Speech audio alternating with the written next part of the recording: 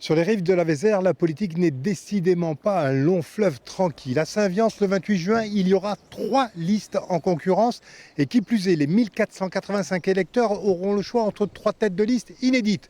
Mais à Saint-Viance, on ne fait rien comme tout le monde. Il y a 6 ans, il n'y avait que 2 listes, mais elles étaient arrivées exactement à égalité au premier tour. Et ce 15 mars, cette fois, il s'en est fallu de 4 voix pour qu'une des 3 listes l'emporte au premier tour. Autant dire qu'elle regrette ce coup d'arrêt électoral. Ça aurait été pas mal que tout s'enchaîne. Mais finalement, compte tenu de l'épidémie, de tout ce qui se passe, ça a été comme ça, ça a été comme ça. Et j'espère que les gens qui ont voté pour nous ne reviendront pas sur leur décision et maintiendront leur position.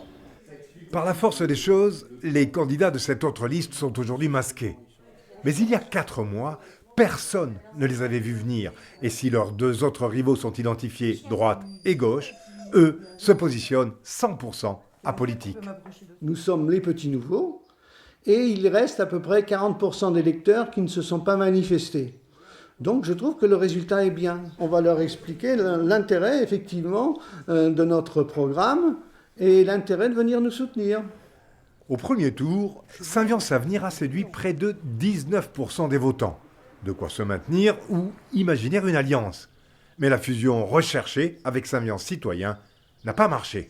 On regrette toujours que quelque chose qui aurait pu porter des fruits n'arrive pas à son terme. Mais puis-je me permettre de vous rappeler que c'est Michel Olivier qui a refusé. Nous étions tous d'accord. Une fusion, ça veut dire que la moitié de l'équipe doit sauter.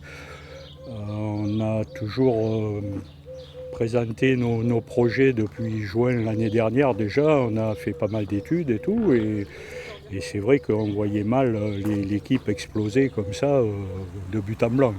Et Saint-Viance Citoyen, 31,5% des bulletins, de repartir sous sa seule bannière, mais avec un objectif, convaincre les 40% d'abstentionnistes dans une campagne très particulière. Il n'y a aucun document qui nous dit vous pouvez faire des réunions, vous ne pouvez pas en faire, vous pouvez faire du porte-à-porte, vous ne pouvez pas. C'est la grande inconnue et c'est vrai que si on ne rencontre pas les habitants, pour passer le message, c'est compliqué. À la mairie, continuons ensemble pour Saint-Viance à quasiment ses quartiers. Et elle veut croire qu'elle a un atout dans cette campagne insolite, le soutien du maire sortant. Il va me passer le relais.